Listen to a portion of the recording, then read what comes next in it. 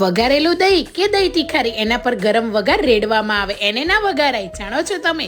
સરસ મજાના તેલની અંદર વઘાર કરીને જો દહીં નાખવામાં આવે તો દહીં ફાટી જાય છે. તો આ રીતે દહીં તીખારી બનાવી લીધું તો દહીં ફાટશે પણ નહીં અને ક્રીમી બનશે. દહીંની અંદર સ્વાદ પ્રમાણે મીઠું એડ કરીને 4 ચમચી તેલની અંદર જીરું, હિંગ, લીલું લસણ, આદુની પેસ્ટ, લીલી ડુંગળી, હળદર, ધાણા જીરું બધી જ વસ્તુને મિક્સ કરી લેવાનું છે. લાલ મરચું પાવડર અને આ રીતે સારી રીતે સતળાઈ જાય એટલે દહીંની ઉપર વઘારને એડ કરીને લીલા ધાણા એડ કરવાના છે. તો ઘટ અને ક્રીમી દહીં તૈયાર છે. અને આ દહીં તીખારી સાથે સરસ મજાની બિસ્કિટ જેવી ભાખરી મળી જાય તો સોનામાં સુગંધ ભળી જાય. ઘઉંના કરકરા લોટની અંદર મેથી, લીલા ધાણા, તલ, અજમો, તેલ, મીઠું બધી જ વસ્તુને મિક્સ કરીને આ રીતે સારો એવો કઠણ લોટ બાંધીને વણી લેવાની છે. ઉપર તલ સ્પ્રિંકલ કરીને આ રીતે કટ કરી લેવાના છે. બધી જ મસાલા ભાખરી તૈયાર છે. હવે એને આ રીતે સારી રીતે મીડિયમ ગેસની ફ્લેમ પર એકદમ ગોલ્ડન કલરની થાય ત્યાં સુધી ક્રિસ્પી કરી લેવાની છે. અને અહીંયા ઓડીના પેપર ફોઇલની અંદર ભાખરીને પેક કરીને તમે ટ્રાવેલિંગ કે લંચ બોક્સમાં બાળકોને પણ આપી શકો છો.